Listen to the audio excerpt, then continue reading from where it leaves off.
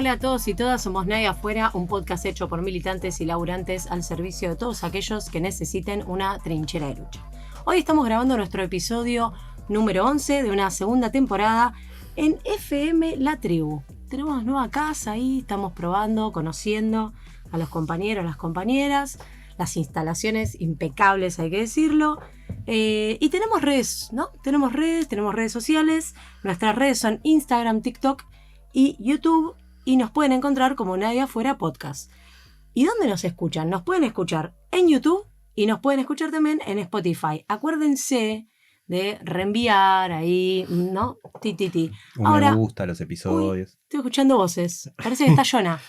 Estoy acá. Bien. Hoy la mesa está completa. Se ve que el lugar nuevo, ellos quieren probar. A ver qué onda, ¿no? ¿Qué onda, Martín? Bien, acá andamos. Empezando, retornando en mi caso. Después, se te ve ahí un colorcito. Yo quiero decirles dos cosas, porque la semana pasada yo los escuché, quería escucharle el nivel de difamación. Fue la primera vez que yo no vine a grabar, pero Manuel vino todas las grabaciones, pero hubo una grabación que no quiso hablar, ¿sí? Una grabación que no quiso hablar. Así que yo creo que es peor eso que faltar. Manu, ahora estás. Ahora, yo voy a decir, el tiempo, ojo, con el pelotudeo. Yo es lo único que voy a decir. Ya nos desmonetizó. Ya nos desmonetizó 1 minuto y medio de que empezó la grabación. Ya nos desmonetizó. El librito que tengo acá, ¿sabes cómo te desmonetiza eso, directamente? Punto número 1. Punto número 2, cambiamos el lugar. Pues dije, bueno, a ver si cambiando el lugar logramos que Maru diga las redes al comienzo de la grabación. Y lo lograste. Finalmente, o sea, había que hacer eso. Había que venir a grabar a otro lugar para que diga las redes al comienzo. Y tercero, la vez de la que Martín está hablando así como muy livianamente, o nada, Manu no quiso hablar, un día que a pesar de estar con fiebre, con malestar, asistí a la grabación, puse mi computadora, para grabarla, entonces bueno, está bien, no pasa nada, lo tomo en cuenta para la próxima. Se puso la camiseta de la empresa, no pasó médico, podría haberse quedado en la casa. Exacto. Martín fue ausente sin aviso, la verdad que tendría que presentar. Va a descuento, claramente. Ojo con la acusación que está haciendo, porque él no sabe que yo tengo el chat que dice, che, por ahí el miércoles que viene tampoco tengo tanta ganas de ir, a pesar de ya estar acá. Pero bueno, es el problema de desconectarse. Cuando te desconectás, le tomás el gustito. Claro. Hay que volver a conectarse. Y la verdad es que viendo las redes sociales y eso, decía, qué bueno que estoy desconectado. Qué bueno que pude esta semana aislarme de eso, ¿no? Porque no hubo no tuviste buenas noticias. Además no hubo noticias. Entonces había mucha basura dando vueltas, ¿viste? Lo del caso de Moretti. Me perdí a hablar del caso de Moretti. La verdad que me perdí. ¿Cómo anda el nene? Te perdiste las dos, Moretti y Susito. Yo decía, Martín se quiere matar, no de venir y analizar la realidad. De no hablar de Moretti y de Susito. Ahora podés hablar de Macri saludando y preguntando sobre las mamás de los periodistas. Macri entró en una. ¿Y tu vieja qué opina? Y tu vieja, yo la verdad que... Yo no le saqué la ficha todavía, ¿viste? Cuando no entendés como Milei al principio que no lo entendías, ven y decís, che, no sé si tacto, o qué está haciendo. No la entendí esa de Macri todavía. No la entendí. A mí me pareció un poco más agresiva la de tu mujer, ¿cómo anda? Sí. Que la vi ayer y raro. Muy raro. Tenemos esa, tenemos la de Chanti Caputo, que es verdad, había un tuit que decía, ¿no? En El País de José Luis Cabezas, este pibe que todo el tiempo se firma disparando, qué sé yo, te agarra la credencial. Bueno, da como un poco para chiste, porque el gobierno en general da para chiste, pero también da para no chiste, ¿no? Digamos, como que... Sí, a ver, podemos reír todo lo que queramos, pero mientras tanto nos están haciendo un buraco en el salario. Entonces, claro, me parece que... Igual, la verdad que hay que reconocer que el fotógrafo continuó disparando sin parar. El pibe, pero tremendo. O sea, ahí el chabón totalmente compenetrado con su tarea. Le estaban agarrando la credencial y cuando no le sigo sacando foto igual. Y tremenda foto le saco. Tremenda foto. Sí. Yo las quiero ver, no las vi. ¿No las viste? ¿No las viste? Yo tengo la duda si es Santi Caputo o Teresa Parodi. No sé, está ahí medio como... Habían dicho eso con mucha malicia también de Máximo Kirchner en uno de los últimos actos que había aparecido. Bueno, se están riendo mucho acá la gente. No sé si quieren que arranquemos. No sé, a mí me da miedo tu papel. Tu papel acá dice uso oficial. Me da miedo. Sí. Antes de que arranquemos, porque yo pensé que me iban a tener un centro y decir, che, ayer me fumé casi toda completa la interpelación a Francos por el caso Libra en el Congreso. Y hubo un momento, este recuadrito que voy a contar ahora lo guardamos para el boludeo, lo demás después lo podemos profundizar porque, digamos, es para hablar un poco en serio también, que hay un momento donde Milman toma la palabra, Gerardo Milman, el que supo que a Cristina le iban a meter un tiro en la cabeza, etcétera, etcétera, toma la palabra Milman y se da la siguiente secuencia, que es el diputado Aldo Leiva de Unión por la Patria le grita asesino, Silvina Giudici del PRO le grita sáquelo Menem, y Fernando Iglesias grita Aníbal Fernández. se dio esa secuencia gritando y después tomó la palabra Fernando Iglesias diciendo: ustedes que tienen a los Aníbal Fernández de la vida, a la morsa de la vida, cállense la boca, ustedes que bla bla bla.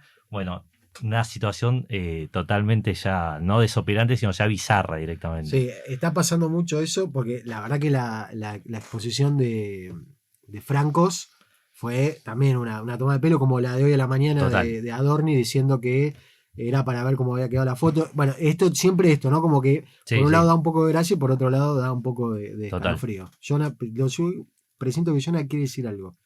No, nada. Yo contento que se viene un fin de largo para...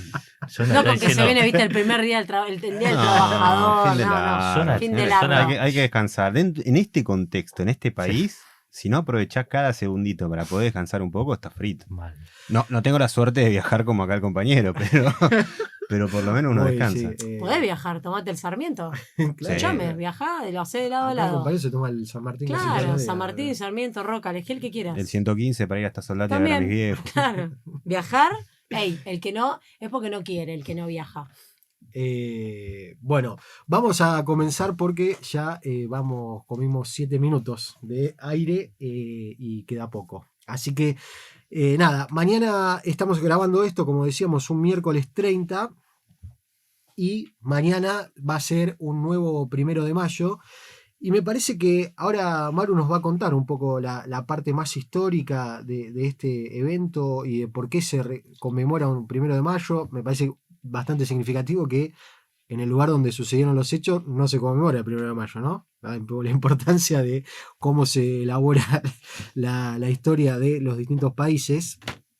Pero me parece que es importante que volvamos a retomar algo que venimos diciendo, que es la importancia de volver a poner en la mesa la necesidad de una irrupción popular de un pueblo compuesto principalmente por una clase trabajadora que, por supuesto, los desocupados, por supuesto, los flexibilizados, los que trabajan en aplicaciones, todos conformamos esa clase trabajadora y que necesitamos volver a irrumpir en la política nacional para poder volver a tener una voz que nos represente, porque mientras el tiempo va pasando, la derecha, las clases dominantes, el imperialismo yanqui sigue avanzando a un paso sostenido. Y entonces, en este sentido, me parece muy significativo los hechos que pasaron en el transcurso de la semana pasada, hasta hoy que estamos grabando, como por ejemplo la foto de Cristalina con el pin de la motosierra, un pin de motosierra que se lo dio Federico Sturzenegger, que está al frente de el Ministerio de Regulación, donde se están llevando adelante los grandes recortes del gobierno nacional y que ahora anuncian nuevos recortes más. Ese mismo Federico Sturzenegger que ahora forma parte del Fondo Monetario Internacional, ¿no? Me parece hay una imagen muy clara de la incidencia que, digamos, la frutilla del postre la termina poniendo la propia Cristalina cuando dice, che, el fondo quiere que el resultado de las elecciones de medio término sea este. Ahora, esto sucede, ahí como íbamos diciendo y como vamos a profundizar un poco más tarde, en el medio del promedio salarial más bajo de los últimos 20 años, en el medio de que todos los que trabajamos, o tenemos que hacer horas extras, o tenemos que tener 2 laburos, 3 laburos para tratar de sostener el nivel de vida, ni hablar de si hay que renovar el alquiler, si alguno tuvo un problema de salud, los abuelos que se quedaron sin la medicación, etcétera, etcétera. El empleo registrado se sigue desplomando, la situación de vida, las condiciones de vida de la gran mayoría del pueblo va empeorando y lo vemos todos los miércoles en la marcha de los jubilados, por ejemplo. Y ahora vemos de la vereda de enfrente, ¿no? Porque siempre que vemos cómo empeora la vida de algunos de las mayorías, tenemos que ver cómo mejora la de algunos.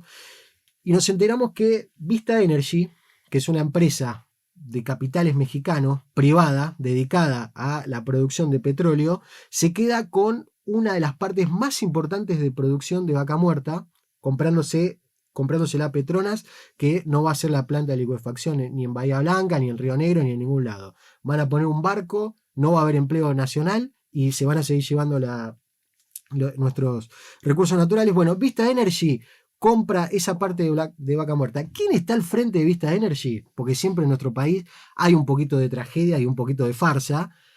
Miguel Galuccio, el que fue el presidente de YPF en la denominada década ganada, ¿no? Como para que no queden dudas de cuáles son los roles que se fueron cumpliendo a lo largo de nuestra historia. Y a todo esto también le tenemos que agregar el injerencismo norteamericano, con la visita de Scott Bessent, ¿sí? El secretario del Tesoro, es decir, el ministro de Economía, un ministro de Economía que viene a visitar un país rarísimo y da una conferencia de prensa con el presidente. Bueno, ahora resulta que vino Alvin Halsey, que es el nuevo jefe del departamento del Comando Sur, que hizo una paradita técnica en Casa Rosada, se comió 2 o 3 sanguchitos de miga, le dio una palmadita a Milei y siguió viaje hacia el objetivo principal, que es Ushuaia y la Antártida, ¿no?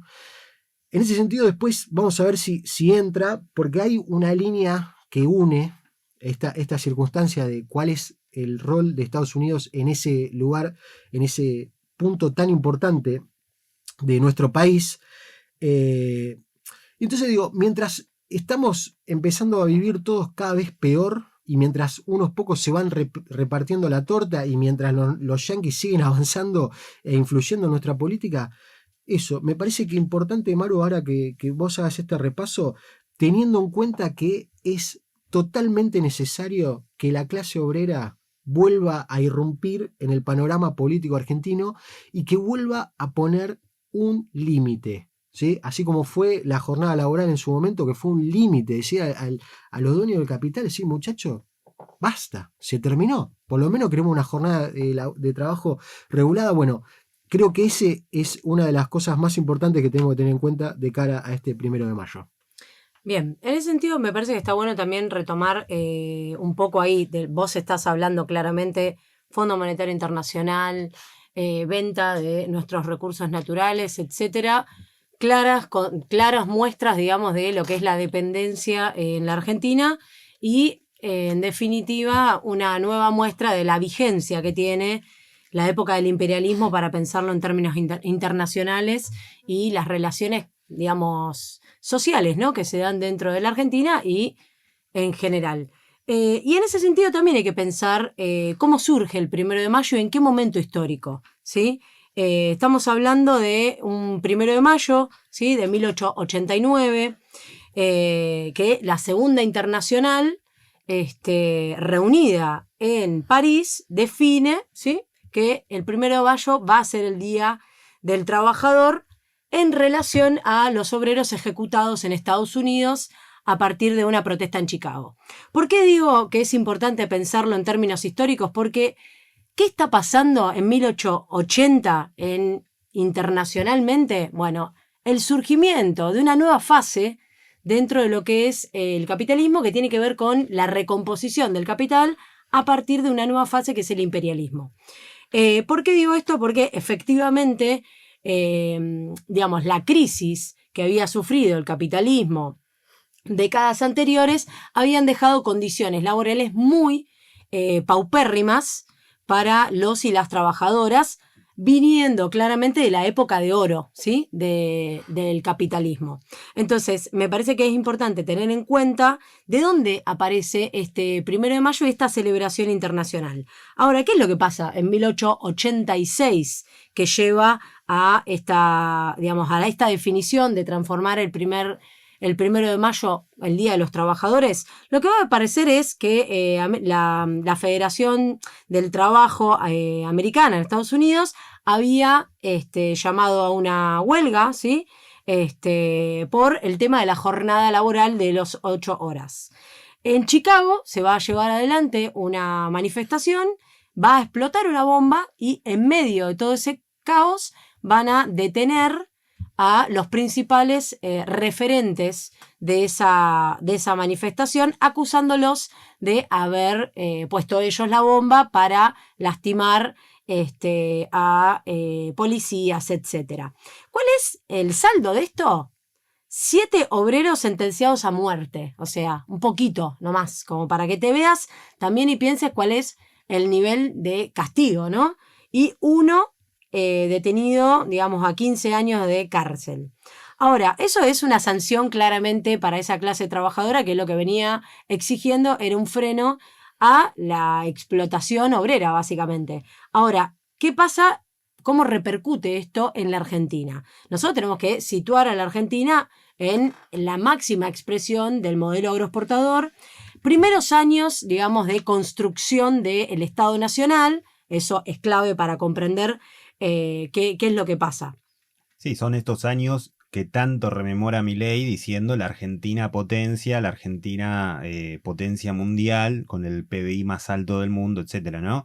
Esto que vas a comentar ahora es la Argentina que Milei añora, digamos. Sí, una Argentina en la cual claramente no tenés un desarrollo industrial, sino que tienes un modelo económico vinculado a la agroexportación 100%, al desarrollo de un Estado terrateniente y en ese sentido unas condiciones laborales paupérrimas para los trabajadores que principalmente, hay que decirlo, provienen de la inmigración, por lo menos en términos de lo que son las ciudades. Obviamente que los obreros rurales tienen otras condiciones. Que van a haber 2 sucesos importantes. Por un lado tenemos un meeting que se va a hacer en una reunión en el Prado Español, la actual Recoleta, en la cual se van a leer distintos discursos sobre digamos, exigencias de los trabajadores y las trabajadoras, que se van a ver desarrollados en castellano, italiano, alemán y francés. Esto tiene que ver claramente con las condiciones de una clase obrera propiamente inmigrante y que trae a la Argentina sus propias ideologías, ¿no? El anarquismo, el socialismo principalmente y en parte el comunismo. Y por otro lado vamos a tener el desarrollo de un festival que se va a desarrollar también el 1 de mayo de 1890 en el Club Alemán Bowards. Perdón si lo menciono mal, la verdad que mi inglés es un poco complejo. Que, bueno, va a convocar a distintos gremios, ¿sí? Este club alemán a festejar justamente este 1 de mayo. Y entre esos gremios que van a aparecer, no le damos gremios como lo que hoy definimos gremios. Lo tenemos que pensar en esos términos, ¿no? Gremio como reunión de trabajadores que realizan las mismas tareas. Y ahí tenés sombrereros, tipógrafos alemanes, pintores, constructores de carruajes, yeseros, bueno, etcétera. Ahora, ¿qué es lo que va a aparecer? Y me parece a mí que ahí lo más importante es pensar cuáles eran los reclamos en ambos sucesos que se van a desarrollar en la Argentina. Por un lado, como decía bien Martín, la jornada máxima de 8 horas, la prohibición del trabajo infantil, miren lo que se estaba pidiendo, las protecciones para la mujer obrera, descanso dominical y mejores condiciones laborales. Esto, yo diría, hay que hacer, si se quiere, como, ¿no?, un seguimiento de cuáles van a ser a lo largo de toda esa, digamos, de fines del siglo XIX y comienzo del siglo XX, de una clase obrera que va a estar pidiendo condiciones laborales muy básicas, como por ejemplo, si uno retoma lo que piden los obreros rurales en la Patagonia rebelde, 1 vela por día, digo, ¿no?, como para hacerte una idea de cuáles eran las condiciones laborales. Por eso me parece que siempre es interesante pensar, y el otro día justamente en una de las escuelas viendo el 1 de mayo, contrastábamos esta realidad con el artículo 14 bis. Y los pibes me decían, che, profe, pero mi viejo trabaja mucho más que 8 horas. Y yo digo, bueno, a ver, ¿y por qué a vos te parece que...? Bueno, y ahí se va desarrollando de una cosa, en los cuales los pibes mismos te preguntan, ¿para qué está esa Constitución si esos derechos no se cumplen? Y ahí fue muy interesante porque, para mi sorpresa, una de las pibas dijo, bueno, lo que pasa es que mejor que esté escrito a que no. Y yo dije, bueno, claramente la invitación para que ustedes reflexionen, incluso para que lo puedan charlar en casa con mamá, con papá, el hermano, el Rappi, porque la mayoría de los pibes ahí, sus padres, sus madres trabajan de Rappi, Uber, precarización laboral, digamos, flexibilización laboral, trabajo precario, trabajo en negro. Es bueno, a ver, ¿qué necesitamos de este artículo 14 bis? Que efectivamente es un artículo, perdón la palabra, pero de reputísima madre, que incluye incluso la vivienda digna dentro de los derechos de los y las trabajadoras. Con lo cual, me parece un buen ejercicio pensar, ¿no?, sobre ese artículo y cómo logra entrar dentro de una constitución que muchos dicen es una negociación que mete ahí la CGT en ese momento y dice, bueno, este artículo tiene que estar. Y es la base para que todos nosotros y nosotras tengamos claro por lo menos cuáles son nuestros derechos. Después, si tenés un Ministerio de Trabajo que, Manuel, no te quiere homologar la paritaria que sacaste, bueno, ese es otro tema. Porque Jonah no se enteró de la paritaria, Manuel, después te vamos a contar, Jonah. Está bien. Se va a pagar el asado mañana. Claro. No, a mí me parece que hay un tema que tiene mucha actualidad, que es cómo funciona el mundo en el mercado regulándose solo, ¿no? Que es con el trabajo infantil, por ejemplo. O sea, vos dejás que los tipos estos regulen solo el mercado, bueno, los chicos que vuelvan a la fábrica, cosa que, por supuesto, el trabajo infantil sigue existiendo. Y creo que... Las remeritas que tenemos puestas son todas hechas por niños en Malasia, etcétera. Y si lo hipnotizás a Bertie Venegas Lynch, medio que te dice que hay que empezar a trabajar a los 8 años y dejarse hinchar, ¿no? Como una colaboración. Sí, y sin hipnotizarlo, siempre tener presente las declaraciones como Julio Cordero, antes de ser secretario de Trabajo, en su momento, digamos, siendo integrante del staff de Techint, cuando el tipo, hablando de la reducción de jornada laboral, dice, pero ¿y para qué quieren más tiempo? ¿Qué? ¿Para descansar? ¿Para irse de vacaciones? ¿Para estar en la casa?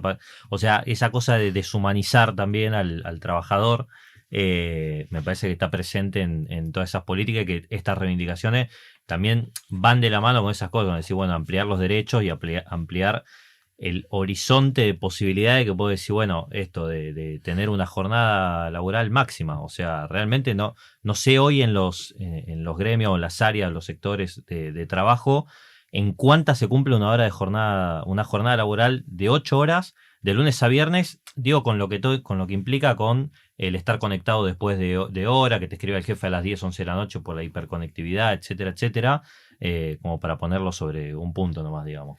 Ahí también hay otro punto que me parece totalmente clave del repaso histórico, que es cómo surge el Día del Trabajo. El Día del Trabajo no surge a partir de una central obrera sentándose a negociar con un gobierno que está hambreando al pueblo trabajador. Surge de una masiva manifestación que es brutalmente reprimida.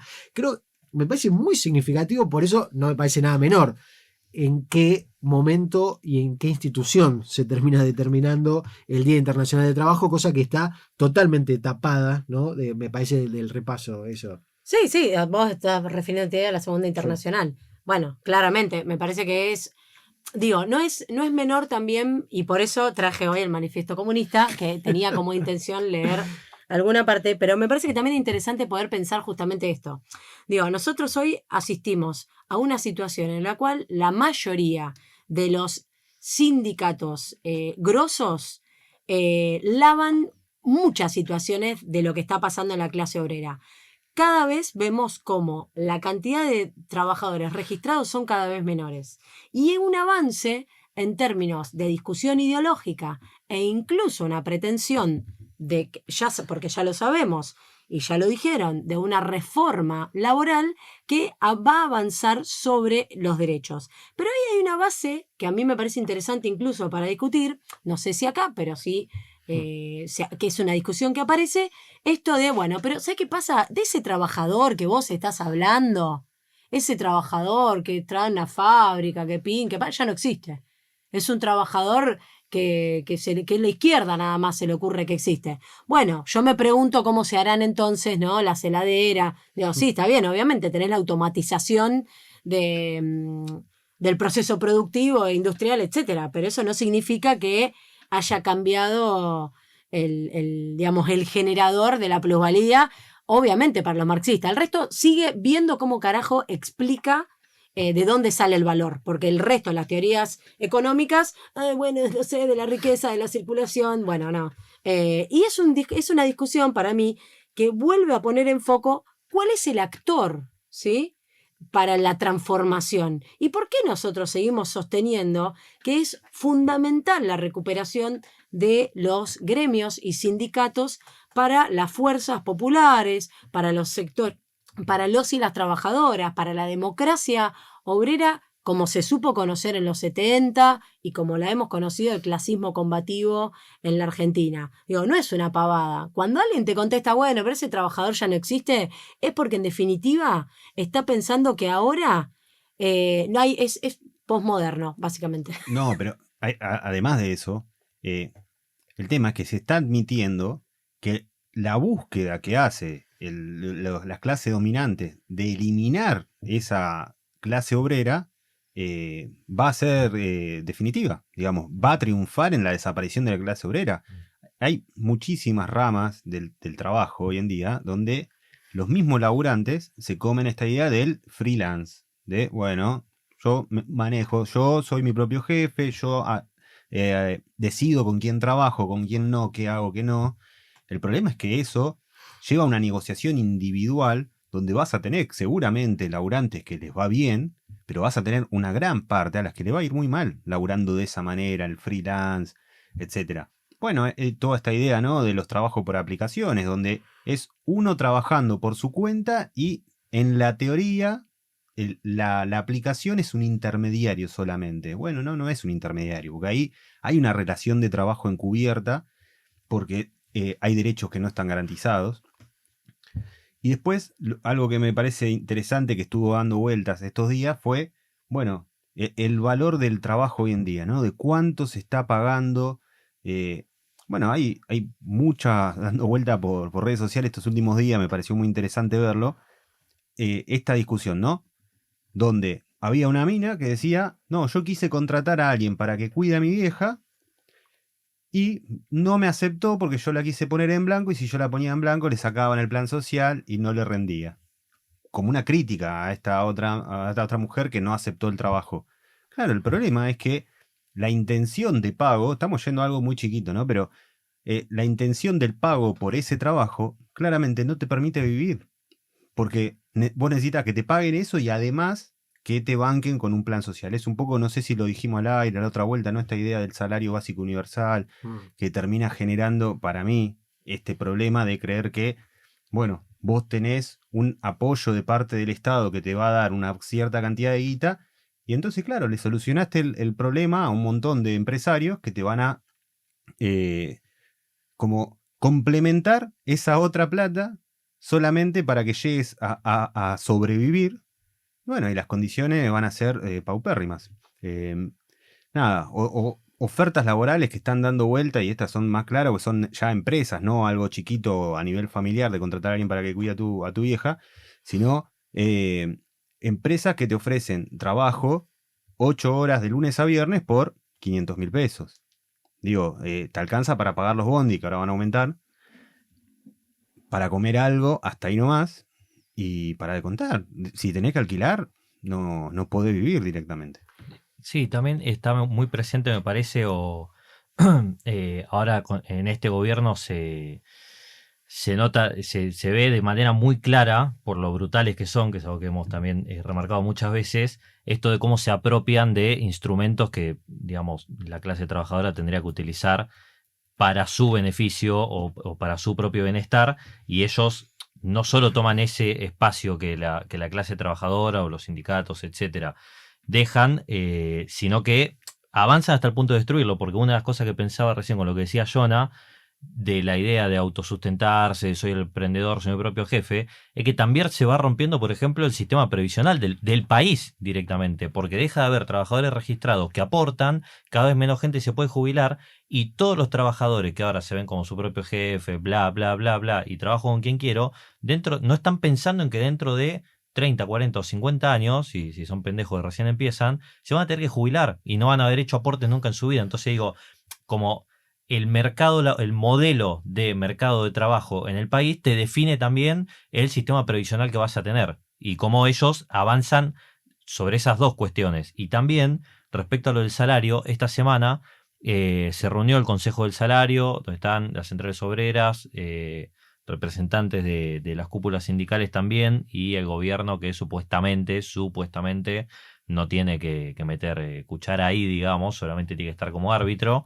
Y bueno, pasaron a un cuarto intermedio porque mientras la CGT y las dos CTA pidieron un salario mínimo vital y móvil de 657.000 pesos, los empresarios ofrecieron que sea de 306.000 pesos.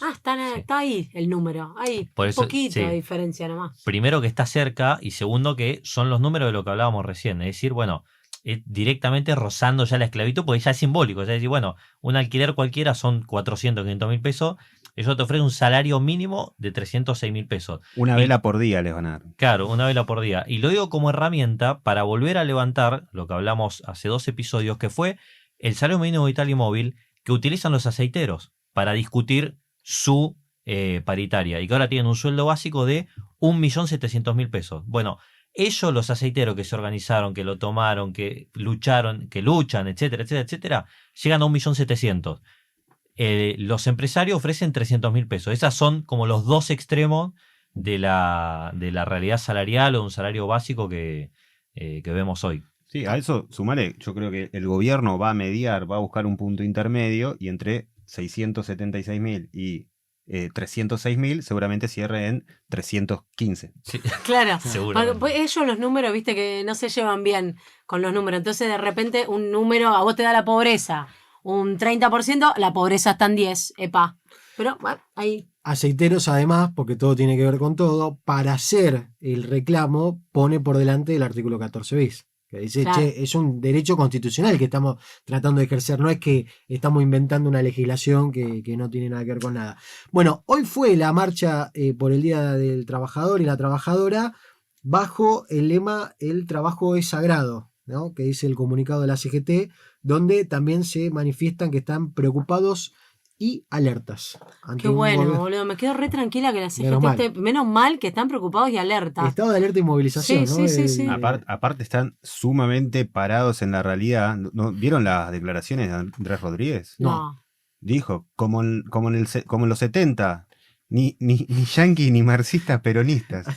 No sé qué quiso decir. Bien. Pero posta, está hablando de eso. Lo importante está Andrés Rodríguez. ¿Qué tenemos, Manu, de que vas a dejar de tachar lo que estás tachando y me vas a contar un poco de la marcha de hoy? De la marcha de hoy, tengo para sumarles como declaración también que en esta línea de estar consternado y preocupado, lo escuchó Hugo Moyano, le preguntaron, bueno, ¿cómo ve usted el gobierno de Milei y este modelo económico? No, es un modelo de entrega, está clarísimo.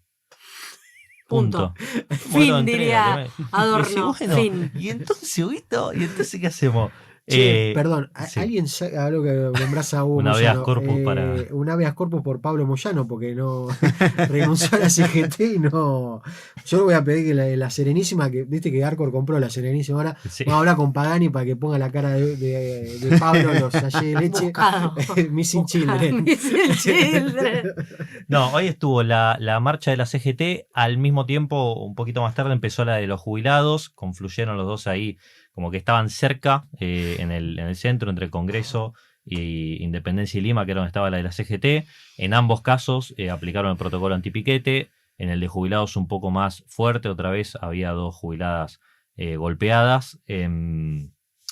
Al mismo tiempo, hoy más temprano, hubo represión a trabajadores del INTI, que es uno de los organismos más atacados ahora en estas últimas semanas por Sturzenegger y Milei, que después nos podemos meter un poquito en eso, donde también aplicaron el protocolo antipiquetes. Los trabajadores del INTI estaban reclamando por la protección de los puestos de trabajo. Y tuvimos también paro y concentración en la puerta de la fábrica de Asindar, en Villa Constitución. Hay un paro por 24 horas.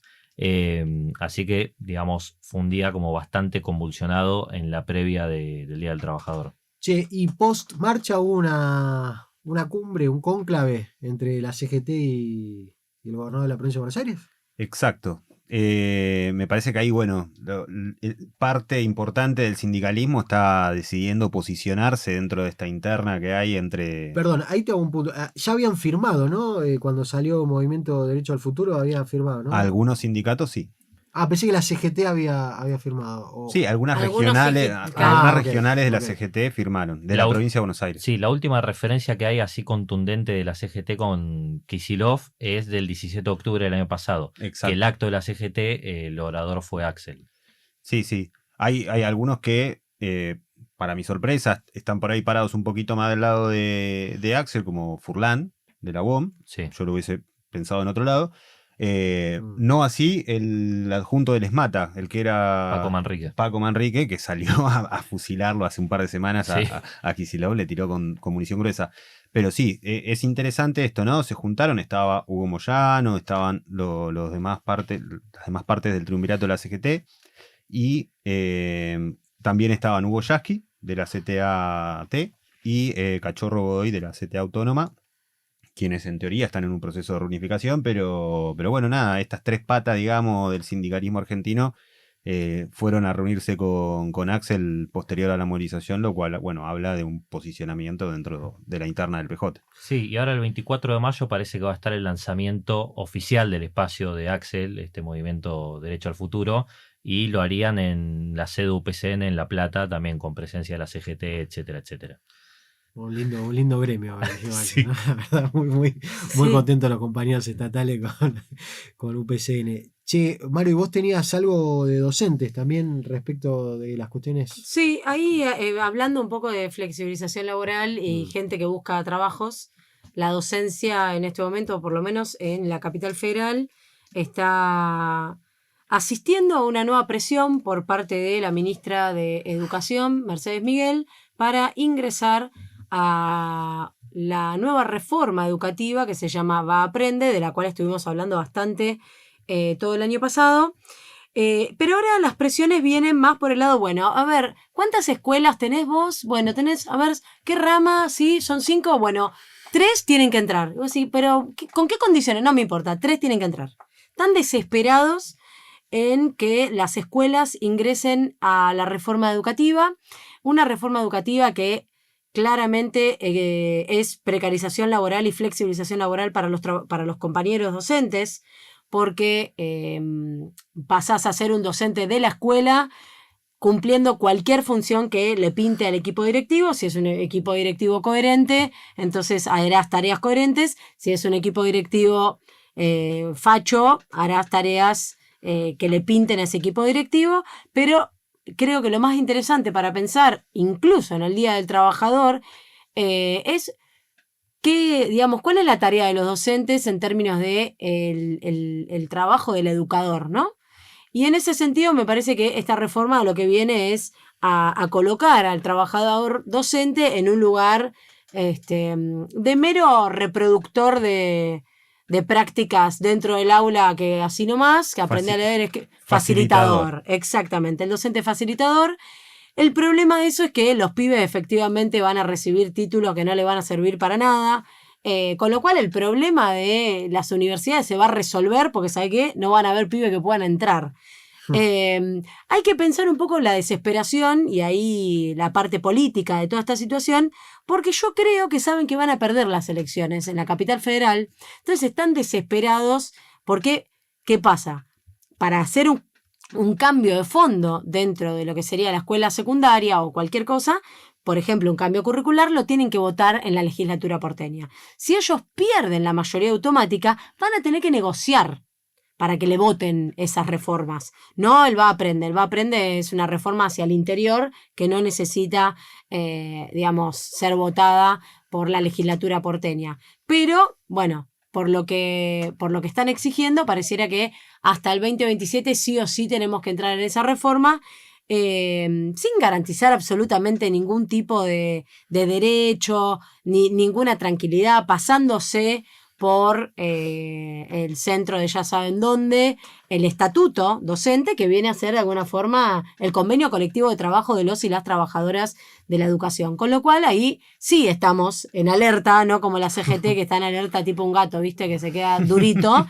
Sí, realmente estamos en alerta, estamos discutiendo en la mayoría de las escuelas no ingresar dentro del Va Aprende y salir del chantaje en el cual nos mete el gobierno de Macri Black, que viene... ¿Vieron que el otro día lo increparon a Larreta? Sí. Fue espectacular. Chicos, la gente no sabe quién es o sea, Canosa no sabe en su momento que Lugano es parte de la capital federal, y la gente no sabe ni que hay elecciones, pero tampoco sabe quién carajo gobierna. Es excelente. Tampoco Kavak tampoco sabe que Parque Chacabuco es parte de Capital Federal, ¿no? Porque también... Pusieron que era parte del conurbano. No. Bueno, Sí, es sí. el AMBA, es toda una gran parte ahí. Che, ¿Y quién gobierna? Parque Chacabuco, vos. Bueno, me interesa, ¿eh? Me interesa. Mañana la línea F, ¿abre o también está cerrada por el Mañana. día abre también, ¿no? La línea F. Sí. Pero ya que nombraste a mi A amigo... Black Macri. Sí. Los Che, que no se- le digan así igual. los que- Está no, mal. está mal. Está A mí mal. me llamó la atención. No, claro, Pero No yo soy hay- blanquito, yo soy negra, puedo decirlo. No hay nadie. Ahora, los que seguro cerraron una paritaria exitosa fueron los de la UTA, que habían, ¿se acuerdan que levantaron el... Claro, pero por supuesto. ¿No te enteraste? No. No, una paritaria súper exitosa. Tan exitosa que van a tener que ir al paro el 6 de mayo porque no le cerraron nada. Aumentan los bondi, aumentan los boletos. A ellos la paritaria no le cierra por ningún lado. Bueno, Igual- el portal Infogremiales tituló de una manera muy linda. A mí Infogremiales. Acá hay dos personas que entramos, tres, seguro, Maru, no sé si vos sos de... No. Infogremiales F5, así. Sí, como sí, Infogremiales, la política online. la política online. Siempre. Yo No, esa- yo siempre, boludo. Yo Pero- Ramón Díaz. Yo- No, Fidanza, me encantan los titulares, las La fotos política que online usa. está reescribiendo la forma de hacer periodismo político. Sí, no, es Directamente. increíble, es increíble. No. Infogremiales tituló de una forma muy linda, decía: Roma no paga traidores ni leales. Dice, ¿no? Claro. La UTA, que amparándose en esa supuesta interpretación que su reclamo salarial, que estaba en conciliación obligatoria, no podía, por ese motivo no podía adherirse al paro general de la CGT, con lo cual le garantizaron al gobierno que haya un cierto movimiento, porque volvemos a lo que ya dijimos, ¿no? Toda esta informalidad en el trabajo y la falta de organización sindical en un montón de laburos implica que vos, por más que quieras parar, si los bondi funcionan, el patrón te llama y te dice: macho, tenés que venir. Bueno, la UTA le garantizó al gobierno que haya movimiento en la calle y gente yendo a laburar. Bueno, al final el gobierno le suelta la mano y le dice: arreglate, yo no pienso aceptar ningún aumento mayor al que pretenden darte. Y de esta manera, bueno, van a tener que ir al paro si es que Gaga Fernández lo termina haciendo. Ojo que ahí, perdón, meto una cosa que me llamó mucho la atención la semana pasada en la Plaza de San Justo. Hubo una movilización de una línea que recorre hasta el kilómetro que se te cante de la ruta 4 y de la ruta 3, que es La Cabaña, porque fue lastimado un compañero ahí entrando, si no me equivoco, a la Villa Palito, y le hicieron una movilización en la puerta a Espinosa, lo cual no es menor. Ahí yo olfateo Bullrich, que tiene, no sé por qué, misteriosamente tiene bastante injerencia dentro de lo que son los trabajadores. Yo no sé si es la UTA de Matanza o qué carajo, pero había mucha preocupación porque había una posibilidad de paro general de transportes en La Matanza. Sí. Corazón del peronismo. Sí, yo, conociendo un poquito cómo se mueve eso ahí, no creo que sea la UTA de La Matanza, como sindicato, digamos, porque está integrado el gremio al gobierno de la Intendencia en La Matanza, es parte, tienen una secretaría, están metidos ahí, pero sí creo que pudieron haber sido los trabajadores de esa línea genuinamente enojados por lo que le pasó a su compañero, aprovechado seguramente por otros sectores. De hecho, en las imágenes que se veían en la televisión había una bandera que decía familias de policías, no sé qué cosa más, y ahí ya decís, bueno, esto ya es medio raro, ¿no? ¿Por qué hay una bandera de policías? Porque asesinaron a 2 policías en Isidro Casanova. Bueno, Digo, también para pensar cómo se instala toda la situación electoral en la provincia de Buenos Aires, y yo te digo, conociendo La Matanza, te puedo asegurar también que los muchachos del PJ de La Matanza, junto con todo el aparato principalmente de Espinosa, tienen juegos polémicos para sacar rédito de distintos lugares, porque la exigencia estaba dirigida a la seguridad por parte de la provincia de Buenos Aires. No había un reclamo que vos digas que Nación baje los...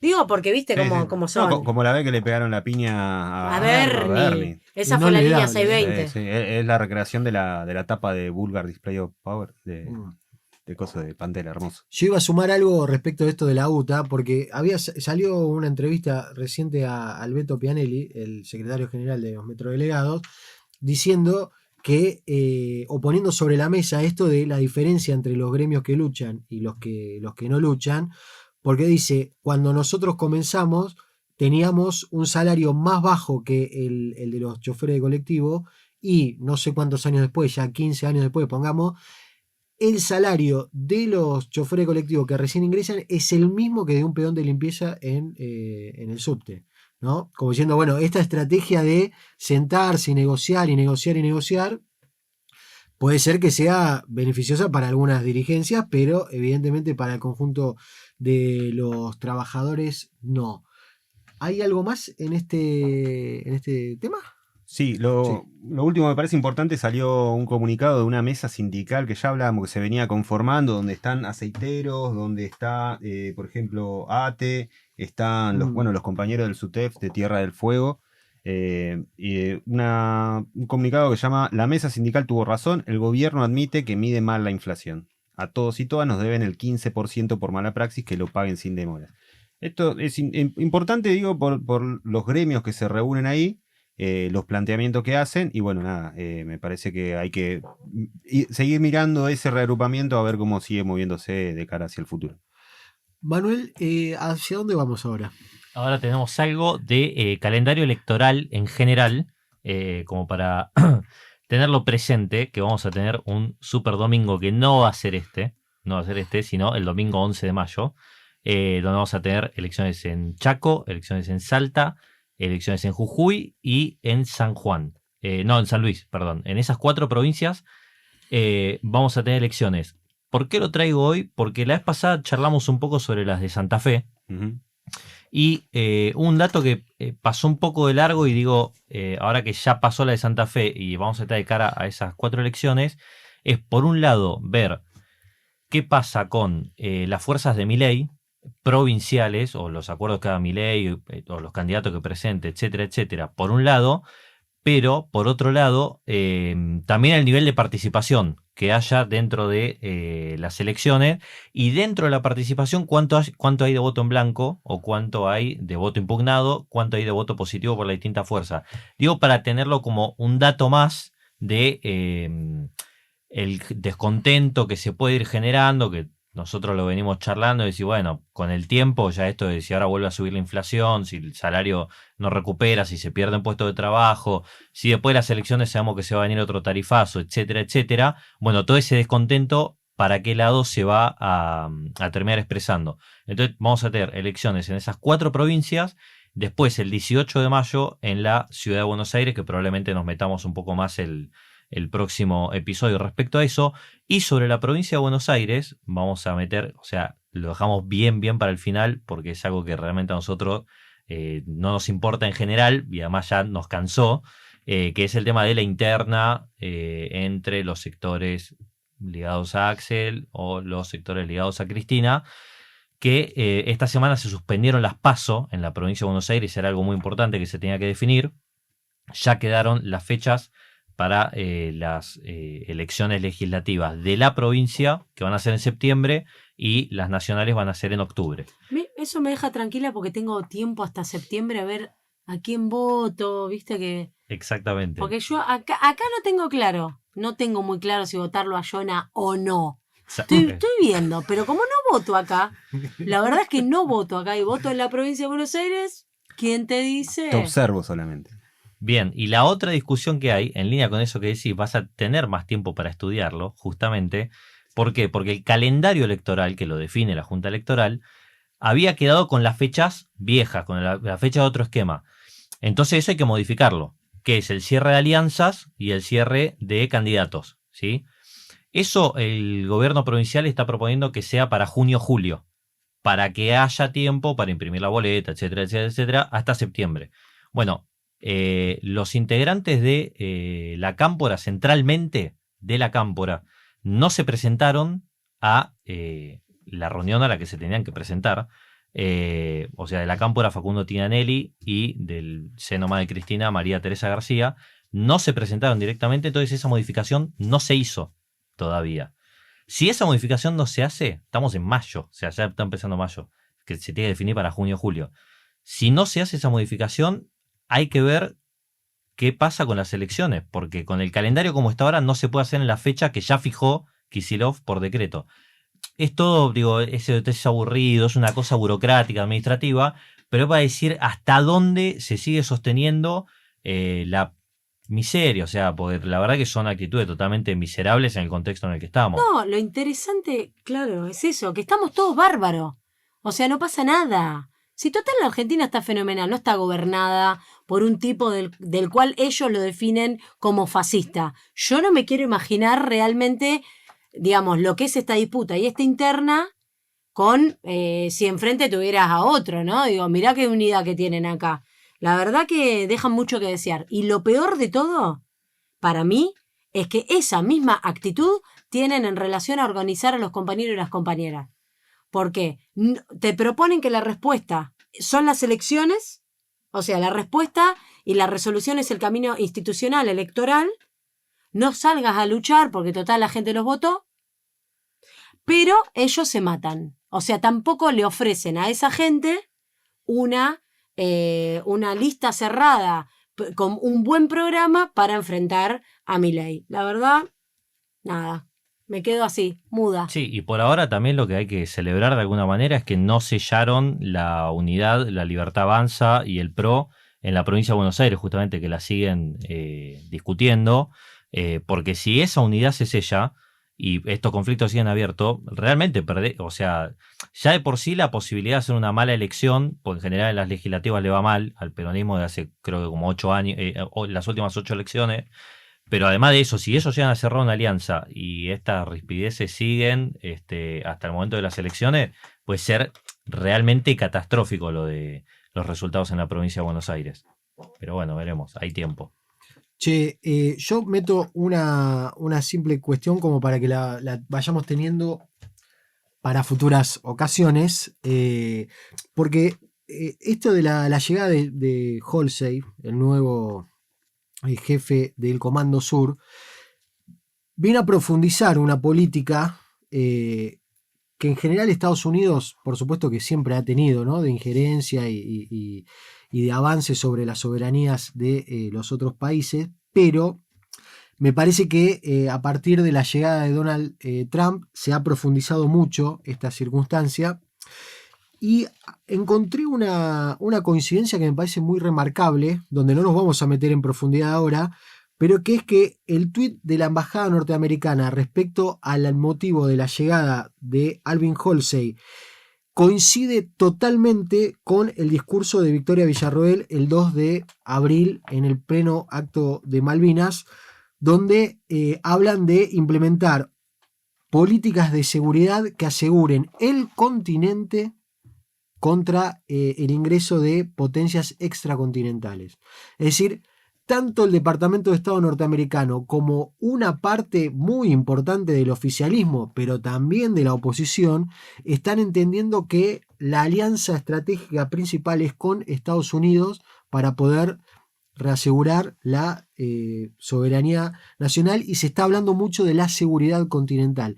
Todo esto en un contexto donde el mundo está en una división, se está repartiendo entre las potencias que están ascendiendo y las potencias que están descendiendo, y nosotros estamos quedando un poco ahí en el medio. Entonces me parece muy significativo que la embajada norteamericana haya dicho casi las mismas palabras que Victoria Villarroel, nada más y nada menos que en el acto de Malvinas del 2 de abril. Sí, hablando un poquito de todo con esto como guía, hace minutos nada más o poquito tiempo, Ucrania dio a conocer que llegó a un acuerdo con Estados Unidos para la entrega de los minerales que Trump le estaba reclamando a Zelensky para cobrarse todo el apoyo militar que les fueron dando. Digo, Estados Unidos se va moviendo a lo largo y ancho del globo por sus intereses, obviamente, pero digo, de manera cada vez más agresiva. Así como logró esto, doblegarlo a Zelensky en Ucrania para que le devuelvan toda esa guita en minerales, el jefe del comando que tiene que ver con África, dijo, por ejemplo, que nuestro amigo Traoré de Burkina Faso se estaba robando el oro del pueblo, y el día de hoy hubo movilizaciones en un montón de países de África en apoyo al líder burkinés. Me parece súper interesante, digo, cuando hay todo un movimiento de panafricanismo que está resurgiendo en África y es bastante interesante para seguir. Acá cada tanto nombramos un poquito de eso.